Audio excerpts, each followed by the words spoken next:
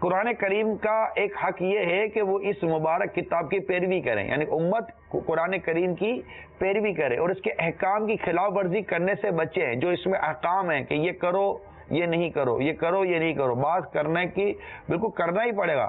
نماز کا حکم ہے، پڑھنی ہے، نماز قائم کرو، قائم کرنی ہے، زکوٰۃ دو، دینی ہے۔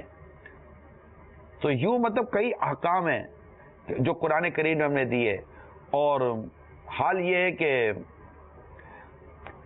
ہم نہیں پڑھ پا رہے، ہم نہیں سیکھ پا رہے۔ نتیجہ کیا نکلتا ہے کہ جو قرآن کریم کو جو ہم بھولے، قرآن کریم کے جو احکام کو بھولے، آج نتیجہ آپ کے سامنے۔ آج ہم کہتے ہیں کہ دنیا میں مسلمان زوال کا شکار ہے، دنیا میں مسلمان ذلیل و خوار ہو رہا ہے، دنیا میں مسلمان کے ساتھ سلوک صحیح نہیں ہو رہا۔ قرآن کہاں ہے میٹھے میٹھے اسلام بھائیوں؟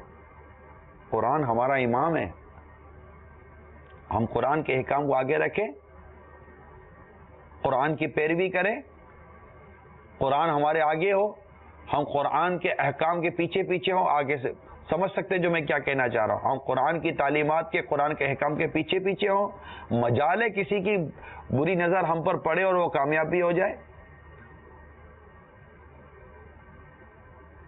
قرآن کے احکام پر آئیں تو صحیح نا۔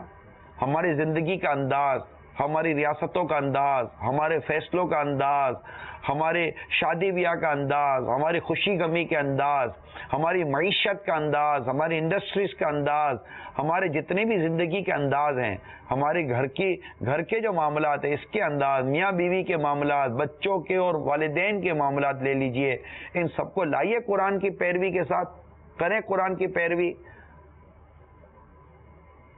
دیکھیں کس طرح زندگی میں تبدیلی آتی ہے۔ ہم صرف تبصرے کرتے ہیں، ہم اصل چیز جو کھو گئی ہے اس کو نہیں پکڑتے۔ اصل جو ہم سے جو چیز کھوئی ہے وہ قرآن کریم کی پیروی ہے، رسول کریم صلی اللہ تعالی علیہ وسلم کی سنتوں کی پیروی ہے، اور سرکار صلی اللہ تعالی علیہ وآلہ وسلم کی پیروی۔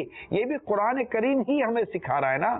لقد کان لکم فی رسول اللہ اسوۃ حسنہ، تمہارے لیے رسول کریم صلی اللہ تعالی علیہ وسلم کی زندگی میں بہترین پیروی ہے۔ یہ زندگی نمونہ عمل ہے۔ ہم کس قدر پیروی کرتے ہیں؟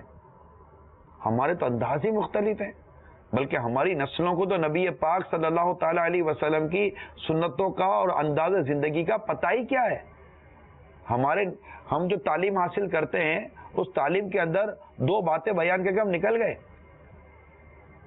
جس قدر ہمیں کیمسٹری پڑھائی گئی، بایولوجی پڑھائی گئی، فزکس پڑھائی گئی، سوشل اسٹڈی پڑھائی گئی، یا دیگر انگلش پڑھائی گئی، انگلش کی گرامر پڑھائی گئی، اس طرح جو ہمیں 14، 15، 16، 17 سال تک جو ہمارے تعلیمی اداروں میں ہمیں یہ سارا جو نصاب پڑھایا گیا، کیا اسلام، دین، قرآن اور سنتوں کو اس طرح ہمیں پڑھایا سکھایا گیا، یا اس کے علاوہ ہم نے کا انتظام کیا؟ ہم مسلمان ہیں، ہمارا سارے کا سارا تعلیمی نظام، پورے کا پورا تعلیمی نظام اس کو قرآن کے احکامات کے دائرے میں رہ کر ہم کو بنانا چاہیے۔